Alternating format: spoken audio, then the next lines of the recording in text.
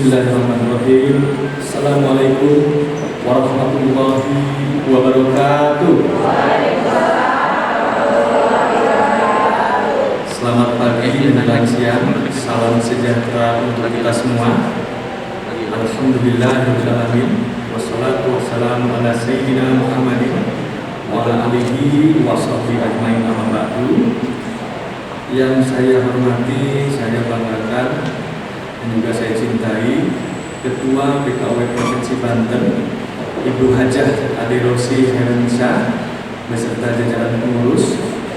Kalau boleh saya cerita, Bu, ini peran beliau ini sangat luar biasa vital, baik dalam organisasi yang beliau pegangi, termasuk juga dalam kapasitas mensupport saya dalam menjalankan tugas sehari-hari. Luar biasa. Jadi di rumah terpenuhi, di luar rumah untuk masyarakat pun juga beliau bisa memenuhi sesuatu. Dan juga yang saya hormati, saya banggakan Ibu Ketua Bayangkari Polda Banten, Ibu Fikfianda. Terima kasih Ibu atas kehadirannya. Semoga Ibu dan Bapak selalu berikan kekuatan dalam menjalankan tugas-tugasnya.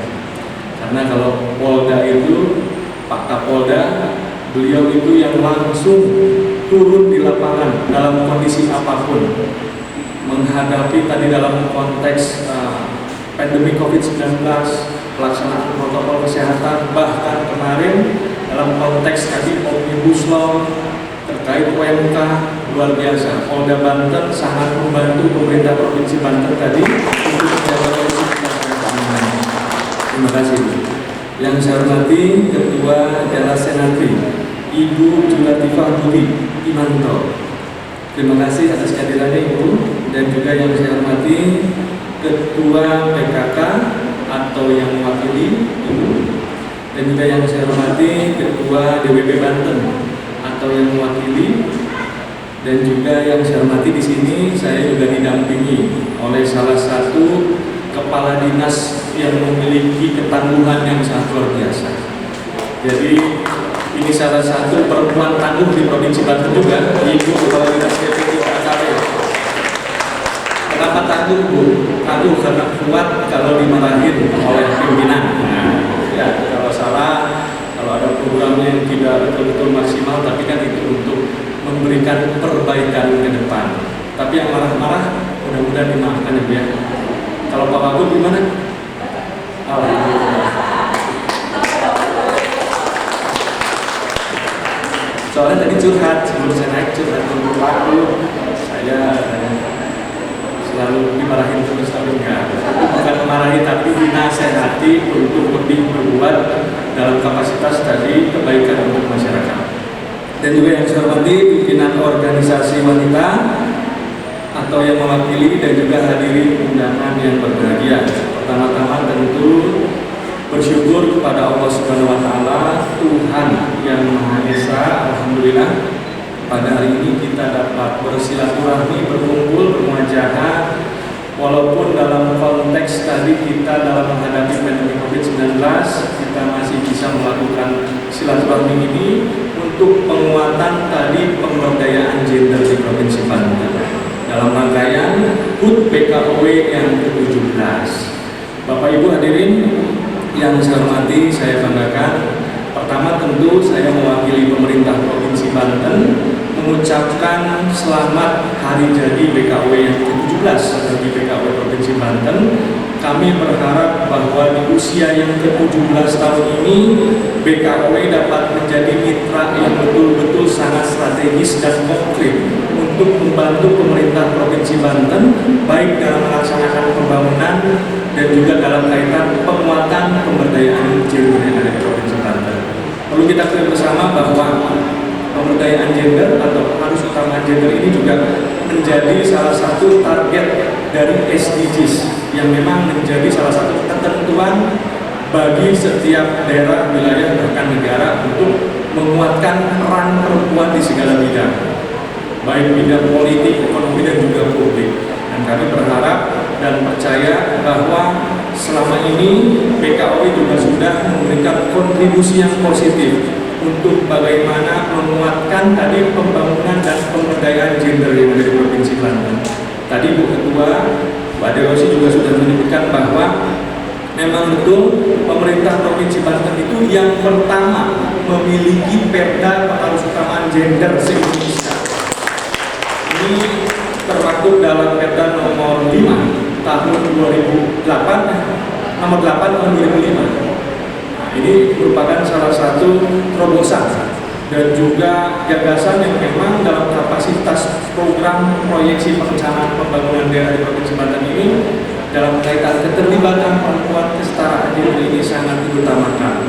Dan itu terbukti, ibu semua yang saya cintai saya banggakan, Provinsi Banten juga meraih penghargaan dari pemerintah pusat, yaitu penghargaan Parahita Ekapaya selama 7 kali berturut-turut. Ini sudah jelas. Jadi kontribusi BKOW dalam membantu pemerintah Provinsi Banten dalam pengembangan pembangunan pemberdayaan gender ini sudah berhasil. Bagaimana proses perancangan program Pemprov Banten ini juga ini sudah berlandaskan pengaruh keutamaan gender. Jadi tinggal kita pertahankan, kita kuatkan, karena saya melihat bahwa peran strategis BKOW ini sangat luar biasa. Apalagi pada saat ini kita tengah menghadapi pandemi COVID-19. Saya juga berharap peran dari seluruh anggota BKOW dalam penguatan ekonomi Banten itu sendiri. Kita sekarang menghadapi berbagai macam krisis, bukan hanya saja kesehatan, krisis pendidikan. Kenapa saya sebutkan krisis pendidikan? Sekarang kan belajarnya nggak bisa langsung, harus lewat online. Dari online pun juga ada permasalahan misalnya kaitan kuota. Dan kami pun juga pemerintah Provinsi Banten sudah tadi memaksimalkan mengaplikasikan kebijakan untuk pemenuhan dari aksesibilitas bagi masyarakat dalam pelayanan pendidikan yang ada. Kita juga menghadapi krisis sosial, kita juga menghadapi krisis ekonomi yang memang saat ini menjadi fokus pemerintah pusat dan pemerintah Provinsi Banten. Bagaimana pemerintah dapat memprioritaskan program-programnya itu untuk pemulihan ekonomi daerah dan juga nasional. Saya berharap dan saya yakin pengembangan perempuan wirausaha yang dapat dikembangkan oleh BKOW ini dapat membantu dan program-program pemulihan ekonomi Provinsi Banten yang ada. Perlu saya informasikan Bapak Ibu yang saya hormati, saya banggakan, kondisi pandemi COVID-19 di Provinsi Banten ini pada bulan Maret yang lalu kita ini masuk di dalam kategori epicentrum penyebaran COVID. Pada Maret yang lalu kita peringkat 3 secara nasional penularan COVID yang ada di wilayah Banten ini.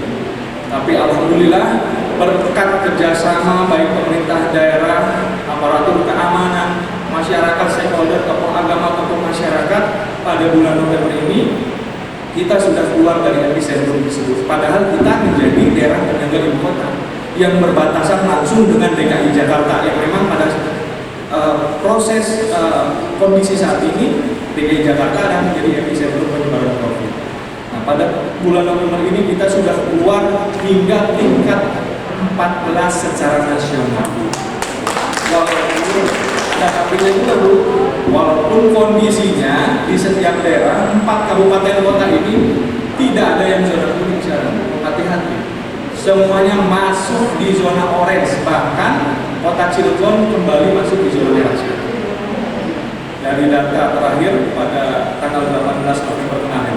Nah, ini juga patut kita istilahnya menjadi prioritas utama kita untuk bagaimana kita juga harus mematuhi protokol kesehatan. Dan saya lihat di sini ibu-ibu semua dalam pelaksanaan acara ini saya lihat sudah dalam kategori tadi mematuhi protokol kesehatan. Ya Bu ya, 3M mudah-mudahan dapat disosialisasikan karena rata-rata masyarakat ini tidak paham juga, dan juga kadang-kadang masyarakat menyepelekan 3M. Apa sih Pak? Bagus 3M itu mudah. Sosialisasikan kepada masyarakat memakai masker, mencuci tangan dan menjaga jarak. Kenapa Bu? Karena inilah satu-satunya, ini dari analisa kajian baik itu pemerintah dan juga para ahli, hal yang dapat sementara memutus mata rantai COVID-19 belum vaksin itu ada. Nah, saya juga ingin menginformasikan kepada ibu-ibu semua. Kami pemerintah Provinsi Banten sekarang tengah berkoordinasi dengan pemerintah pusat dalam kapasitas pemberian vaksin bagi masyarakat. Nah, saya informasikan Bu, alhamdulillah koordinasi saya dengan Satuan Gugus Tugas Pusat, baik Pak Doni Monardo dengan Pak Menteri Kesehatan Pak Terawan, bahwa Provinsi Banten akan diberikan sementara jatah vaksin itu kurang lebih 8 juta. Tapi ini diberikan secara bertahap, Bu. Nah, setelah tadi kuota vaksin itu diberikan, masyarakat kita 12 juta, Bu. Tapi kuotanya diberikan 8 juta. Dan alhamdulillah ya Pak Gubernur, saya terus berkoordinasi untuk bagaimana seluruh masyarakat ini dapat terpenuhi, khususnya di usia produktif ya Bu ya, yang diberikan vaksin ini, termasuk usia lansia. Karena usia di bawah 13 tahun dalam microplanning yang dibuat oleh Kementerian Kesehatan itu tidak diutamakan. Dan yang diutamakan yang pertama ini adalah pemberiannya kepada petugas medis, kepada petugas lapangan, para satpol PP, polisi, TNI, Polri. Nah, itu yang paling utama, Bu. Nah, makanya kami pun juga sekarang sedang melaksanakan beberapa program koordinasi, karena pemerintah pusat juga menugaskan kepada pemerintah Provinsi Banten untuk menyusun tata cara dan juga kesiapan daerah. Nah, sekarang kita di bulan November ini sedang merancang microplanningnya, Bu. Microplanningnya khususnya sosialisasi dan koordinasi dengan pemerintah kabupaten kota. Microplanning ini nanti dibuat dari kabupaten kota. Kita targetkan ini di pertengahan November atau di akhir November ini microplanning dari kabupaten kota harus sudah selesai. Karena saya targetkan microplanning dari kabupaten kota selesai, kita rampungkan dalam kaitan microplanning tingkat provinsi, yaitu kesiapan kita dalam pelaksanaan pemberian vaksin terhadap masyarakat secara luas. Setelah nanti sudah kita istilahnya validasi, sudah kita rancang secara provinsi, baru nanti kita serahkan microplanning itu kepada pemerintah pusat, yaitu kepada Kementerian Kesehatan Republik Indonesia. Nah, itu direncanakan apabila sesuai target itu awal Desember ini microplanning itu tuntas, insya Allah di pertengahan bulan Desember itu vaksin dari pemerintah pusat sudah dapat didistribusikan kepada pemerintah daerah.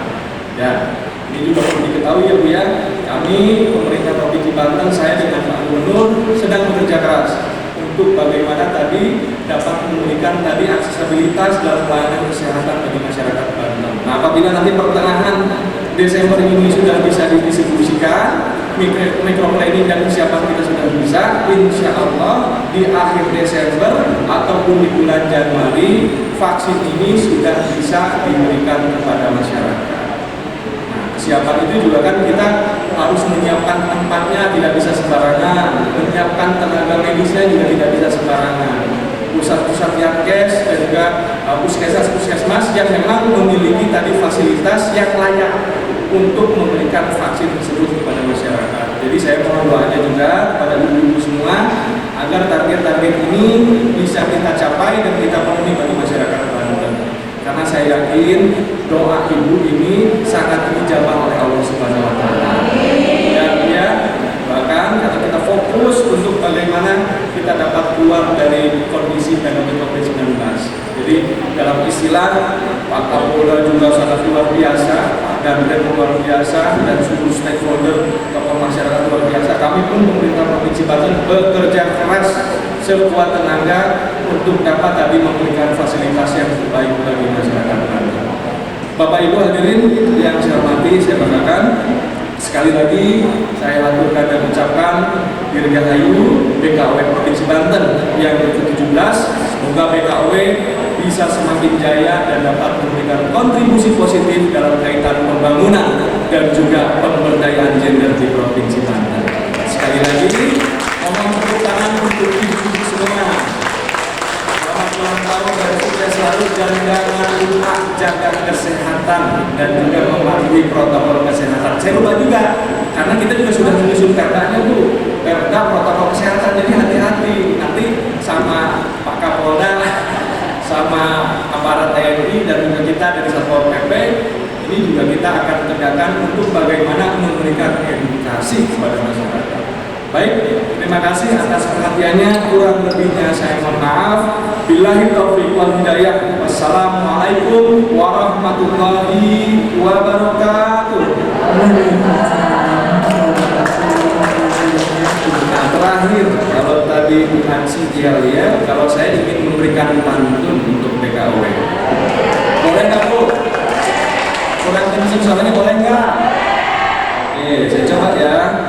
Pisau tajam dari baja, parang panjang banyak guna, membayar sukses dengan kerja, bayar sekarang kelak bahagia, sukses selalu untuk BKW.